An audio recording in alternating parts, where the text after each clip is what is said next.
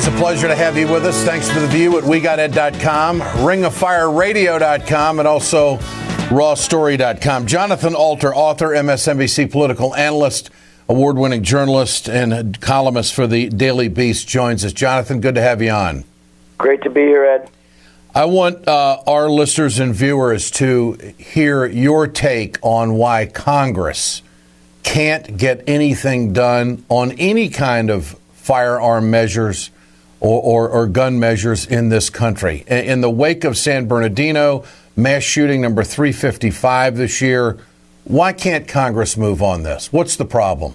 Because they're owned lock, stock, and barrel by the NRA. You know, it's not a lot more complicated than that. And the NRA has had its mitts into both Democrats and Republicans in recent decades, but in recent years they've had more success on the Republican side.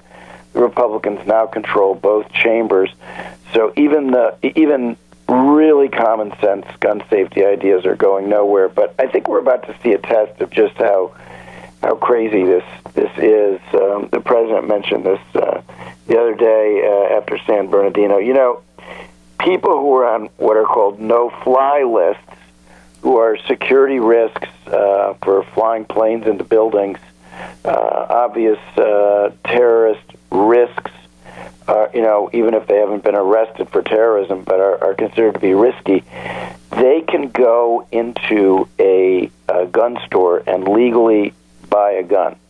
In other words, you can't get on a plane, but you can buy a gun. That is truly insane. And I think that what needs to happen and might happen is that the Republicans who go along with that idea have to decide whether their support for guns trumps their opposition to terrorism.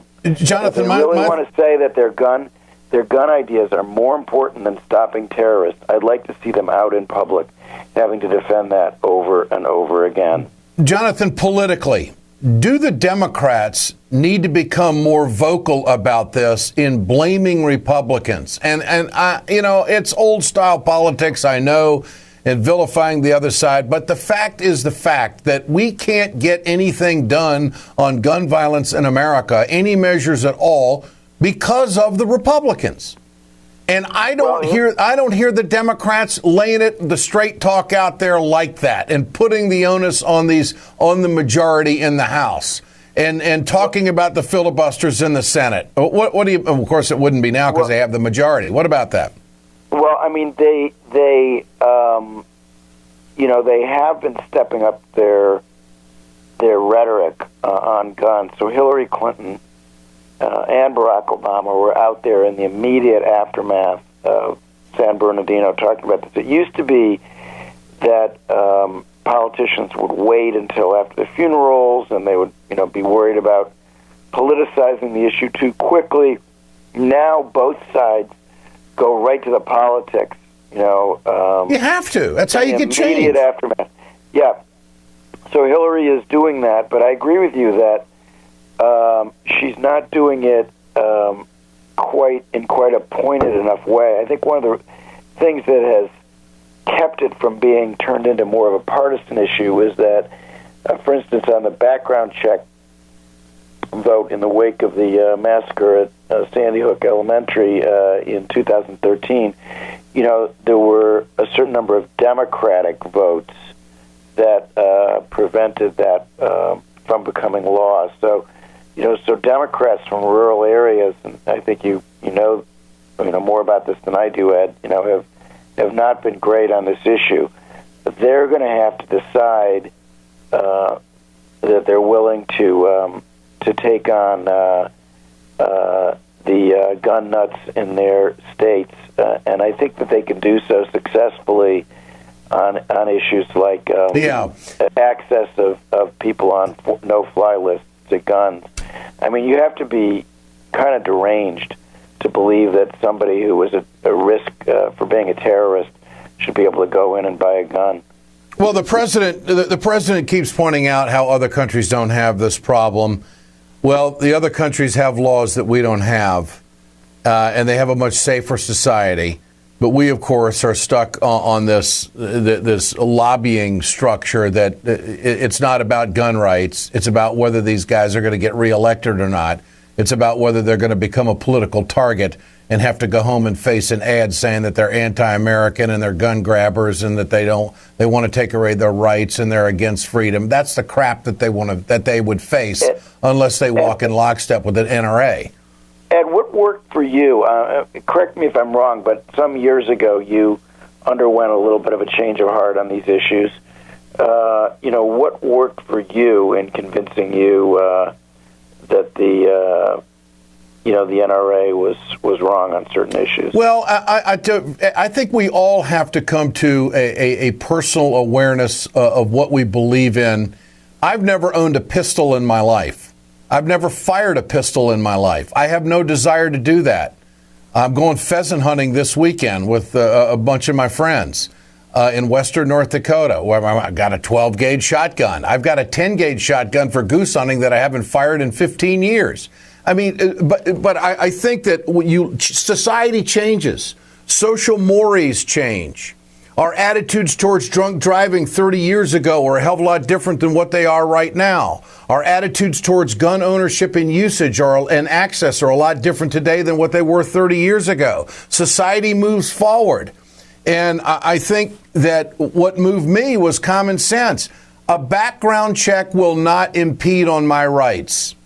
They can background check Ed Schultz all day, and they can do whatever they want. It will not impede on what I'm going to do this weekend for recreation. And I think that's common sense. And I think that I would not view an extensive background check as intrusion. I would view it as a safety measure to help the country curb what is a real social problem right now. It's a social problem. And I also find it unbelievably inconsistent that now Paul Ryan, Speaker of the House, who's in a position to do something about it, is saying that, well, it's a mental illness issue and we got to address that, yet he votes down Obamacare. He wants to get rid of Obamacare, but he has nothing to replace it with. You're going to tell me that 17 million people in this country who are not going to have health care if you get the Republican way wouldn't be an at-risk owner of a firearm? Of course they would. So they speak out of both sides of their mouth. But in answer to your question, I think that the country has to have a re-examination of what is common sense, what is the issue, and let's deal with it. If you get the NRA out of the way, if you get the lobbyists out of the way, I think you're going to get the will of the people. Yeah, a lot of NRA members think that the organization they belong to is out of line because they remember that 20 years ago, in the 90s, background checks were the NRA's position. They were for instant background checks. People forget this. They didn't want a 5-day waiting period, but they were happy when the technology came along to have instant background checks. Now that technology exists, and they don't want to use it. Yeah, and they're reversing the position that they used to ascribe to. And the gun show loophole is totally indefensible. Yeah. I've never purchased a gun at a gun show in my life. I think I've been to one gun show, and I just was kind of bored with it. I'm not. I don't have any use for it. I don't, and I'm not a gun collector. Never have been. Never will be. I think there are some basic collectors. They can be gun collectors and go to gun shows. They just have to, at the gun shows, they just have to be set up to do the instant background check so they can't sell guns. I mean, there's no reason they should be exempt. I feel personally, Jonathan, that if I go buy a pistol, then I become part of the problem. That's where I am personally right now. Mm-hmm. I don't think,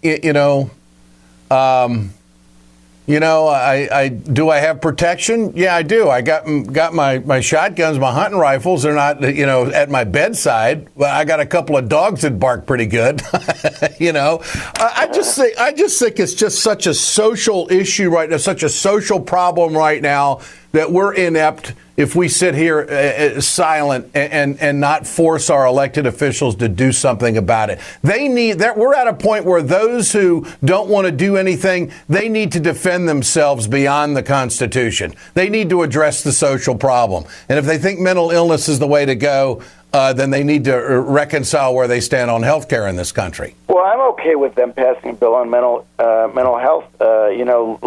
Let's just get it through and then deal with the other issues. I don't think Democrats are right to stop that. They should. If Paul Ryan wants to pass a lot of new funding for mental health, people need it. Let's just get it done and then return to the gun debate. But the idea that we're going to hold up the mental health bill until they cry uncle on guns, that's just a way to not get a mental health bill. Yeah. So, I'm okay with them moving forward on Ryan's bill. I just think that they need now to surface this issue of of terrorism. I mean, at a minimum, let's deal with that. And we have to break the stranglehold of the NRA on a couple of easier issues first, before we can build a movement to return sanity. And the first one, given the climate on terrorism, is just to end this ridiculous situation where guys who are on a no-fly list, who are in danger of killing us all, can go in and buy a gun with no problem. That is truly insane. Jonathan Alter, always great to visit, always a great conversation. I appreciate your time. Have a great one, my friend. Thanks. Take care. You bet. This is Ed Schultz News and Commentary, brought to you by Communication Workers of America, Alliance for American Manufacturing, BioGreen Clean, and the iSave team. Have a great weekend. We're back Monday.